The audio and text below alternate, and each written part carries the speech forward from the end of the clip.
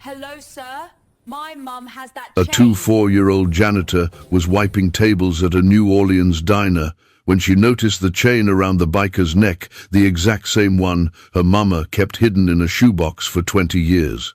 When she whispered, "Sir, my mom has a chain just like yours," 30 Hells Angels went silent and the president's face went pale, because the woman who gave him that chain had saved his life in 1999, and he'd been searching for a way to repay her ever since. Before we dive into this story of a chain that traveled 25 years through Louisiana highways, rainstorms, and the hands of people who understand that loyalty isn't bought, it's earned, where are you watching this from right now? Drop your city in the comments below. I want to see how far this story of brotherhood, kindness, and the two-finger salute reaches across America. And if you believe that real family isn't always blood, sometimes it's the people who show up when the world walks away, hit that subscribe button. You're about to join a community that stands for veterans, honors the code, and never forgets what the road remembers. Now, let's get in. Late afternoon in New Orleans settles over the city like a humid prayer, sticky, slow, and full of stories. Nobody writes down, but everybody remembers. Highway 90 stretches through the outskirts of the Crescent City like a vein carrying blood to the heart of Louisiana. Past cypress swamps, truck stops selling boudin and crawfish, and roadside diners where the coffee's always hot and the past never stays buried long. The Riverbend Diner sat right off exit 12, tucked between a pawn shop with bars on the windows and a Harley-Davidson dealership where chrome gleamed like promises waiting to be kept. The neon sign out front flickered RIVERBEND, half the letters buzzing, half already dead, but the place had been standing since 1967 and wasn't planning on quitting anytime soon. Inside, the air smelled like fried catfish, chicory coffee, and decades of grease soaked into linoleum that had seen better years. A jukebox in the corner played Etta James on repeat. At last, the kind of song that made old men remember their first loves and young ones wonder if they'd ever find theirs. Lydia Cooper moved through the diner with the quiet efficiency of someone who'd learned early that hard work didn't always pay off, but it was all she had to give. 24 years old, born and raised in the 9th Ward before Katrina scattered her family like leaves. Red jumpsuit 2 sizes too big, rolled at the ankles, name tag pinned crooked across her chest. Hair pulled back in a ponytail that had given up trying to be neat hours ago. Hands rough from bleach and mop water. Dreams bigger than her paycheck, which was always 2 weeks late and never quite enough.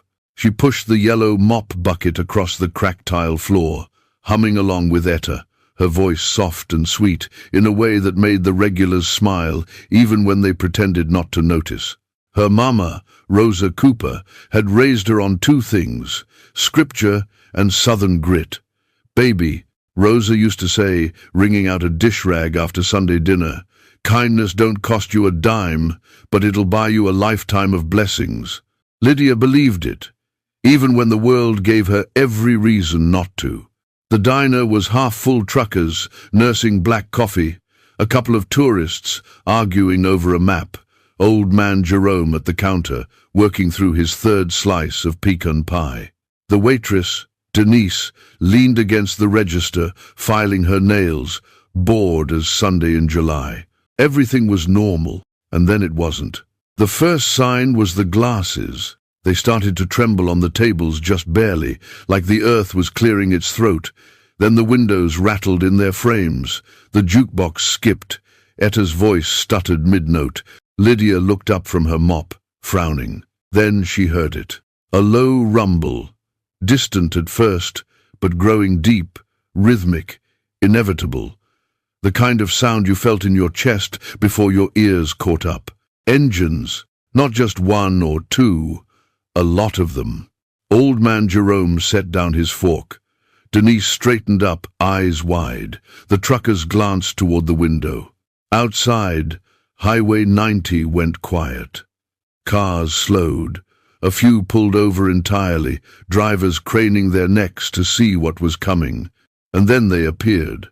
Motorcycles, dozens of them, rolling in tight formation like a steel river carving through the Louisiana heat, chrome flashing under the late sun, leather vests dark as judgment, boots, bandanas, tattoos, and faces that had seen more miles than most people ever dreamed of traveling.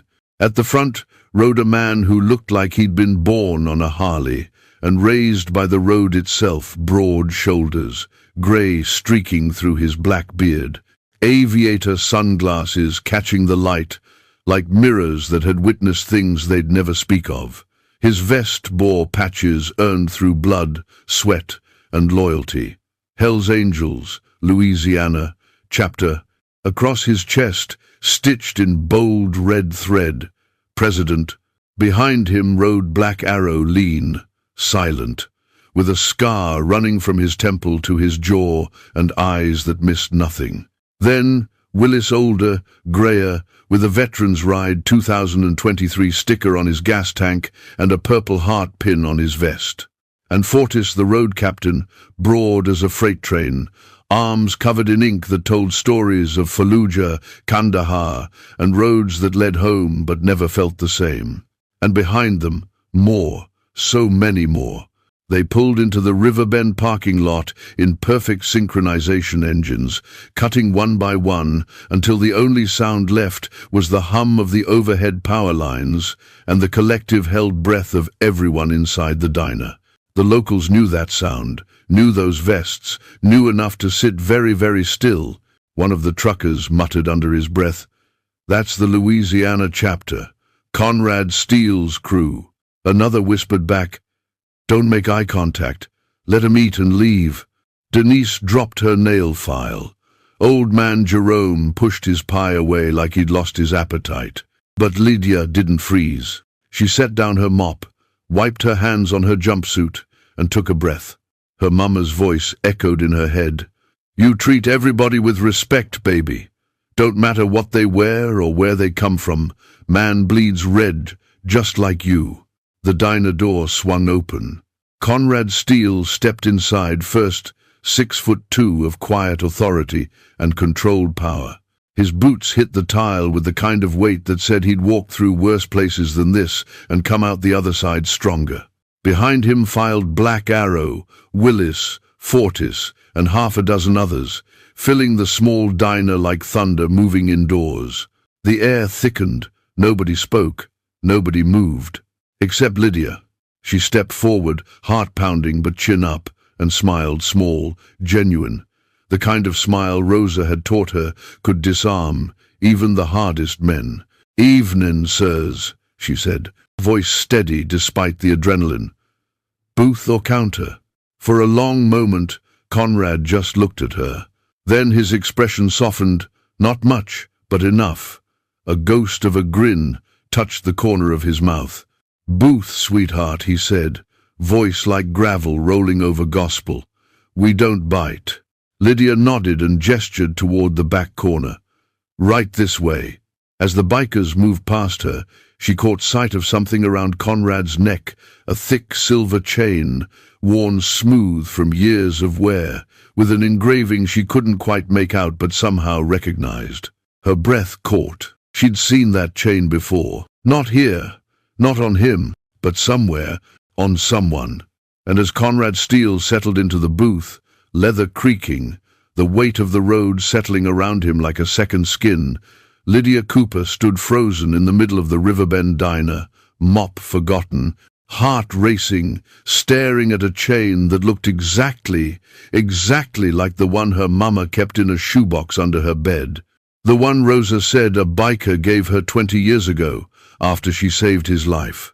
The one she said meant loyalty. Lydia's hands trembled. And somewhere deep in the back of her mind, a question formed that would change everything. What if that's him? Lydia couldn't stop staring at the chain. She moved to their table with a pot of coffee that suddenly felt heavier than it should, hands trembling just enough that the liquid sloshed against the sides. The bikers sat in comfortable silence, the kind men who've ridden together for years, don't need to fill with words. Conrad leaned back, one arm draped over the booth, the silver chain catching the fluorescent light every time he moved. Up close, Lydia could see the engraving now, a skull with wings, and beneath it, words worn smooth by time, but still visible: death before dishonor. Her mama's chain had the exact same inscription. Lydia set down the coffee cups, her voice coming out smaller than she intended. "Y'all been riding long?" Willis, the older veteran with kind eyes and calloused hands, smiled. "Since before you were born, sugar. We just came up from Baton Rouge. Veterans Memorial Run." Black Arrow nodded once, silent as stone. Fortis pulled off his bandana and wiped his forehead. Hot as hell out there today, felt like riding through Satan's armpit. The men chuckled low, easy laughter that filled the space without demanding attention. But Lydia wasn't listening anymore. Her eyes kept drifting back to that chain, to the weight of it, to the way it sat against Conrad's chest like it belonged there. Finally, she couldn't hold it in any longer. "Excuse me, sir," she said quietly, addressing Conrad directly. "That chain you're wearing." Conrad looked down at it, then back at her, eyebrows raised. "Yeah?" Lydia's throat went dry. "My mama's got one just like it." The table went silent. Fortis stopped mid-sip. Black Arrow's eyes shifted from his menu to Lydia's face. Willis straightened up, interest sharpening. Conrad's expression changed, not dramatically, but enough. His jaw tightened. His eyes narrowed slightly, studying her like he was trying to place a face from a photograph taken decades ago. "Your mama's got a chain like this?" he repeated slowly. Lydia nodded, heart hammering. "Yes, sir. She said she got it a long time ago, back when she was working in Lafayette. Said a man gave it to her after she helped him. Said it meant loyalty." The air in the booth shifted. Something unspoken passed between the bikers' recognition, maybe, or memory stirring from a place they'd buried under years of highway miles. Conrad leaned forward, forearms on the table, voice dropping lower. "What's your mama's name, darling?" "Rosa," Lydia whispered. "Rosa Cooper." Willis sucked in a breath. Fortis set down his coffee cup slowly, deliberately. And Conrad's face went still. Not cold, not angry, just still, like he'd just heard a ghost speak his name. He looked at Willis, then at Fortis, then back at Lydia. "Rosa Cooper from Lafayette," he said quietly, not a question but a confirmation. "The woman who worked nights at the truck stop diner off 110. Lydia's eyes widened.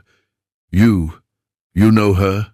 Conrad's hand moved to the chain, fingers tracing the engraving like it was suddenly sacred. "Know her?" Willis said, voice rough with emotion. "Sugar, your mama saved our lives." Lydia couldn't breathe. She stood frozen beside the booth, coffee pot still in hand, while the diner hummed around her, clinking silverware, muted conversations, the jukebox switching to Stand By Me, but all of it felt distant, like she was underwater. What do you mean she saved you?" Lydia asked. Conrad gestured to the seat across from him. "Sit down a minute." "I'm working, I can't." "Sit," Fortis said gently.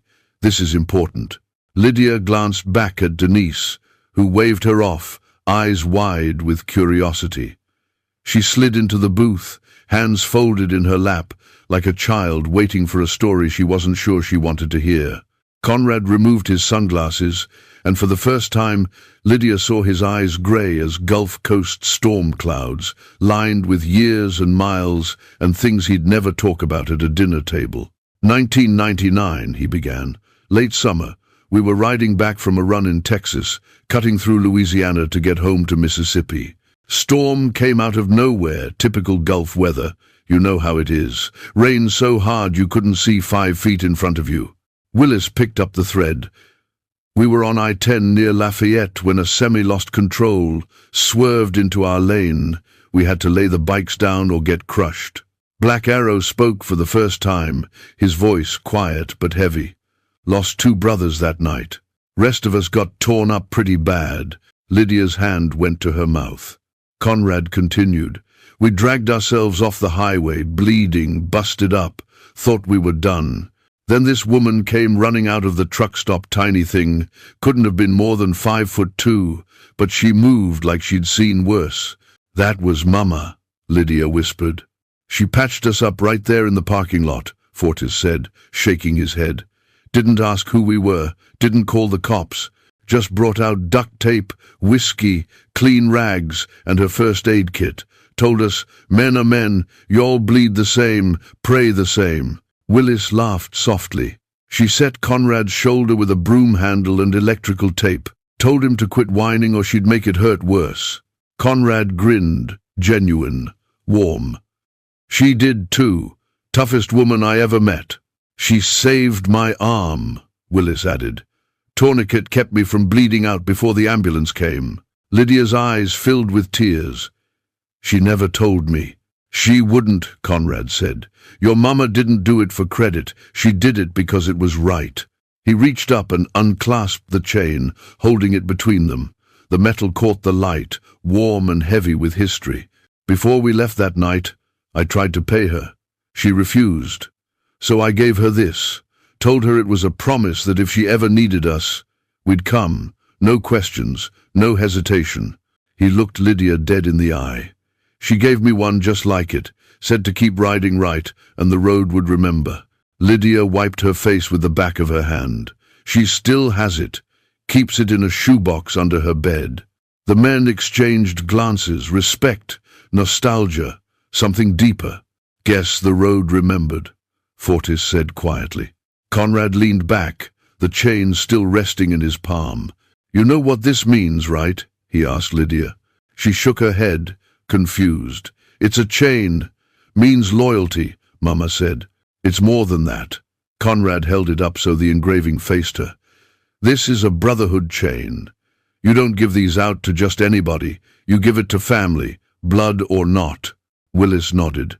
When a biker gives you one of these, it's a bond. Death before dishonor. We protect our own. Lydia stared at the chain, understanding beginning to dawn. So, Mama's part of your family? Always has been, Fortis said simply. Black Arrow, who'd been silent most of the conversation, finally spoke again. We ride for people who can't ride for themselves. Veterans, families, good folks the system forgot about. Willis tapped the table. Half this chapter's made up of vets, Marines, Army, Airborne. We came home from Iraq, Afghanistan, Vietnam, and the only family that understood us was each other. And people like your mama, Conrad added. She didn't see vests or patches. She saw men who needed help. Lydia felt something shift inside her pride. Maybe, or the realization that her mama had lived a life far bigger than the stories she'd told over Sunday dinners. Conrad clasped the chain back around his neck. You know why we ride? Why? Lydia asked. Because the road's the last place in America where your word still means something. Where loyalty isn't just a word people throw around. Where family isn't just blood. He gestured to his crew.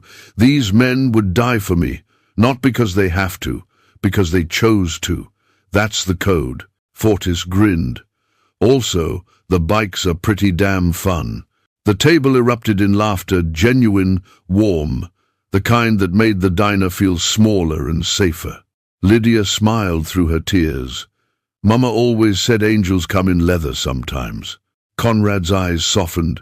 Your mama's a wise woman. Willis stood and stretched. Speaking of which, where's she at these days? Still in Lafayette. Works at the hospital now. Night shift. Well, Conrad said, standing and dropping cash on the table way more than the coffee cost. You tell Rosa that Conrad Steele and the Louisiana chapter send their respects, and if she ever needs anything, she's got 90 brothers ready to ride. He handed Lydia a card with a phone number scrawled on it. No name, just 10 digits, and the Hells Angels logo. You keep that, he said. Your family now, too. The moment should have ended there, warm, whole, perfect. But 3 tables over, trouble had been brewing since the angels walked in.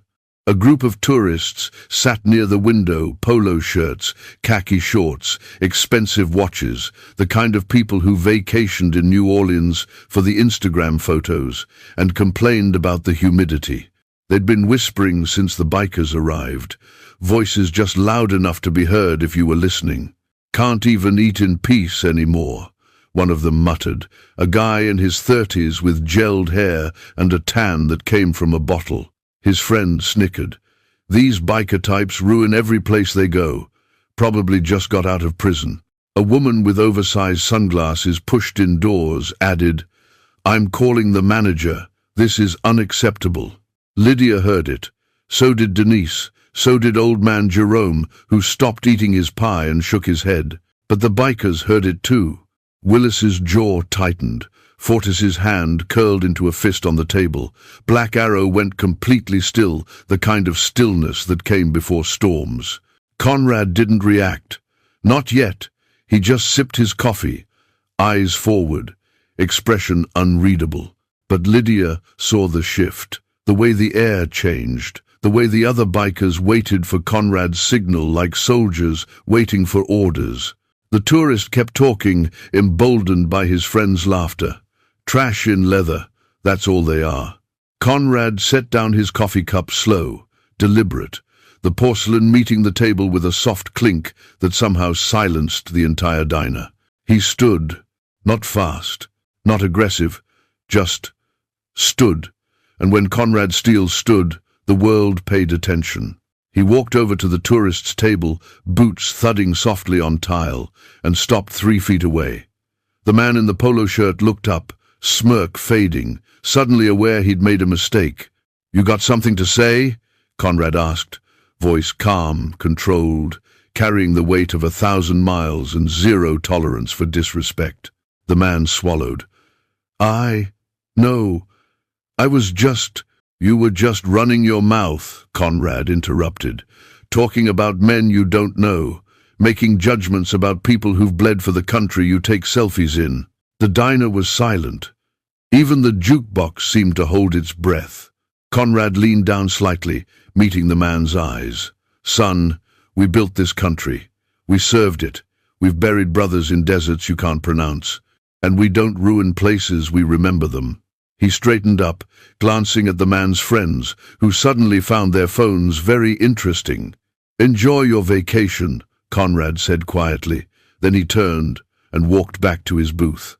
The tourists didn't say another word. One of them threw cash on the table, and they left within 2 minutes, tails between their legs. The diner erupted in quiet applause, just a few claps at first. Then more, the locals showing respect the only way they knew how. Lydia stood near the counter, tears in her eyes, watching Conrad settle back into his seat like nothing had happened. That's when she realized her mama hadn't just saved bikers that night. She'd saved heroes. The bikers finished their meal in comfortable silence. Lydia refilled their coffee twice, brought them pecan pie on the house, and tried not to cry every time one of them said, "Thank you, ma'am," like her mama had taught her men should. When they finally stood to leave, Lydia felt a strange sadness settle over her, like saying goodbye to relatives she'd just met but somehow always known. Conrad pulled out his wallet, but Lydia waved him off. "It's on me, least I can do." He smiled. "Appreciated, darling, but we don't take charity." He laid down $200 bills on the table. "For you, and for your mama. Tell her the road's still good to her." Lydia's throat closed up. "I can't." "You can," Willis said gently, "and you will." Fortis tipped an imaginary hat. "Been a pleasure, Miss Lydia." Black Arrow gave her a rare smile and a 2-finger salute, 2 fingers pointing down, the biker way of saying ride safe, stay strong. Lydia returned it instinctively, though she'd never ridden a day in her life. Conrad was the last to leave. He paused at the door, then turned back. "Hold on," he said. He walked back to the booth, reached up, and unclasped the chain from around his neck. "No," Lydia said immediately, shaking her head. "I can't take that. It's yours. Mama gave it to you." "And now I'm giving it back," Conrad said, pressing it into her palm. The metal was warm from his body heat, heavy with history. Your mama kept this safe for me once. Kept us safe. Time it comes home. Lydia's hands trembled. But, no buts. Conrad closed her fingers around it gently. You gave it back when you called me sir, when you smiled instead of judged. Respect's the highest currency we got, and you're rich in it. He looked her dead in the eye. Your family now. You ever need anything, and I mean anything, you call that number I gave you. We'll come. No questions. Willis stepped up beside him. Tell Rosa we said the road remembers, and so do we. Fortis added, and tell her Conrad finally learned how to fix his own shoulder. Laughter rippled through the group, warm, brotherly, the kind that heals old wounds. Conrad pulled Lydia into a brief, firm hug, the kind fathers give daughters before they ride off into uncertain roads. Take care of your mama, he said, and take care of yourself. Then they were gone, boots on pavement, engines roaring to life, the sound rolling out over Highway 90 like thunder blessing the bayou. Lydia stood in the doorway of the Riverbend diner, the chain clutched to her chest, tears streaming down her face as she watched 90 taillights disappear into the Louisiana dusk. And for the first time in her life, she understood what her mama meant when she said, "Kindness don't cost a dime, but it'll buy you a lifetime of blessings." Lydia waited until her shift ended before she called. She sat in her beat-up Honda Civic in the diner parking lot, engine running for the AC, hands still shaking as she pulled out her phone. The chain rested against her collarbone now, warm and heavy, a constant reminder that the last 2 hours hadn't been a dream. She stared at her mama's contact photo, Rosa smiling in her nurse's scrubs, tired but proud, and pressed call. It rang 3 times. "Baby!" Rosa's voice came through, thick with sleep. She worked nights at Lafayette General, and Lydia had woken her up. "You okay? What's wrong?" "Mama," Lydia said, and her voice cracked immediately. "Mama, they found me." Silence. Then, "Who found you?" "The angels. From Lafayette. From 1999. The line went dead quiet. Lydia could hear her mama's breathing change faster, sharper, like she'd just seen a ghost walk through her bedroom door. "Lydia Cooper. What are you talking about?" "They came into the diner today. Conrad Steele, the Louisiana chapter. Mama, they remembered you." Rosa's breath hitched. "Conrad? My lord. Conrad's still riding?" "He's the president now," Lydia said, wiping her eyes. "Him, Willis, Fortis, Black Arrow, all of them. They told me what you did, how you saved them on I-10. A sound came through the phone, half laugh, half sob. "I didn't think they'd remember," Rosa whispered. "It was so long ago." "They remembered everything, Mama. They said you patched them up with duct tape and whiskey, said you didn't ask questions, didn't judge, just helped." Rosa was crying now, full-on weeping in that quiet way mothers do, when they're overwhelmed by grace they didn't ask for but desperately needed. "Did they? Are they okay?" "They're more than okay," Lydia said. "They're heroes, veterans, good men, Mama, just like you said. Where are they now?" Lydia looked toward the highway, where the last rumble of engines had faded minutes ago. "Gone. But Mama," she touched the chain. "Conrad gave me his chain, the one you gave him. Said it's time it came home." Rosa's voice broke completely. "He kept it all these years?"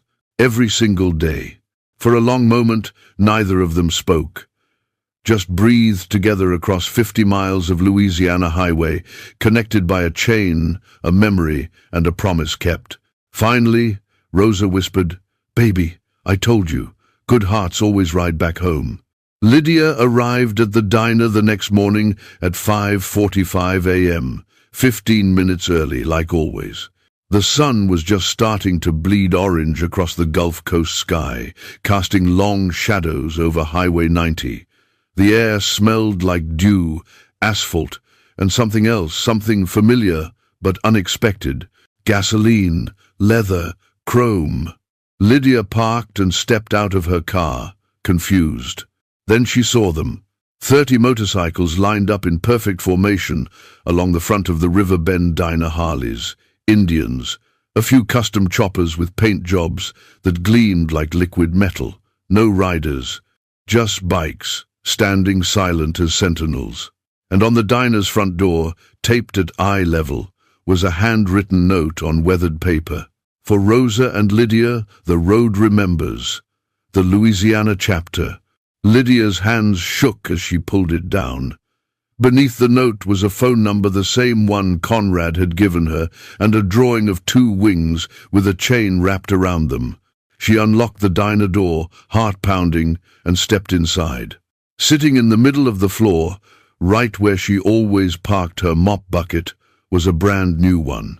But this wasn't the cheap, yellow plastic kind the diner bought in bulk from the dollar store. This was chrome, polished, gleaming, with custom handles wrapped in black leather and the Hells Angels logo engraved on the side. A tag hung from the handle, for the hardest worker in New Orleans. Lydia's knees gave out. She sank to the floor beside the bucket, tears streaming, holding the tag like it was made of gold. The door chimed. She looked up to see Conrad, Willis, Fortis, and 24 other angels filing in quietly, boots soft on the tile. They weren't in full gear, just jeans, vests, and the kind of tired smiles men wear when they've been up all night doing something good. "Morning, Lydia," Conrad said gently. She couldn't speak, just sobbed. "Willis knelt beside here.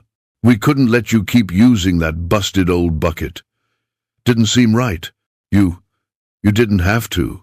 "Yeah, we did," Fortis said. "Your family, and family takes care of family." Conrad helped her to her feet. "We also brought breakfast. Hope you don't mind." Within minutes, the diner was full, not with customers, but with brotherhood.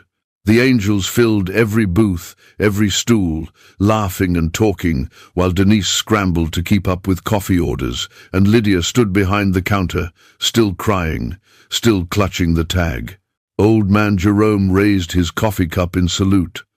"To Rosa and Lydia, to Rosa and Lydia," the diner echoed, and for the first time in her life, Lydia understood what it meant to be protected. Not by laws, not by systems, but by loyalty.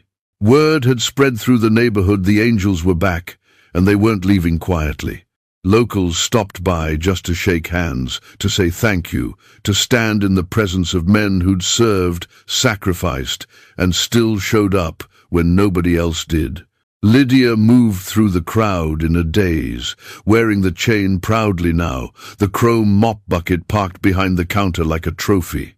At 8 a.m., Conrad stood and raised his hand. The diner went quiet. "We've got to ride," he said simply.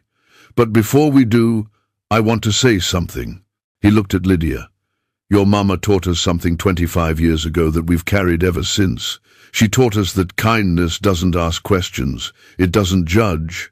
It just shows up." Willis nodded. "And that's what we try to do every day, show up for people who need it." Fortis added, "We're not perfect. We're not saints, but we're brothers, and we take care of our own." Conrad turned to the diner. "If you ever see someone in need, veteran, single mom, kid who's lost, doesn't matter, you help. Not because you have to, because it's right." The diner murmured agreement. Conrad looked back at Lydia.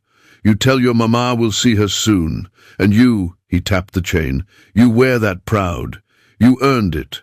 The angels filed out one by one, each giving Lydia a nod, a smile, a 2-finger salute as they passed.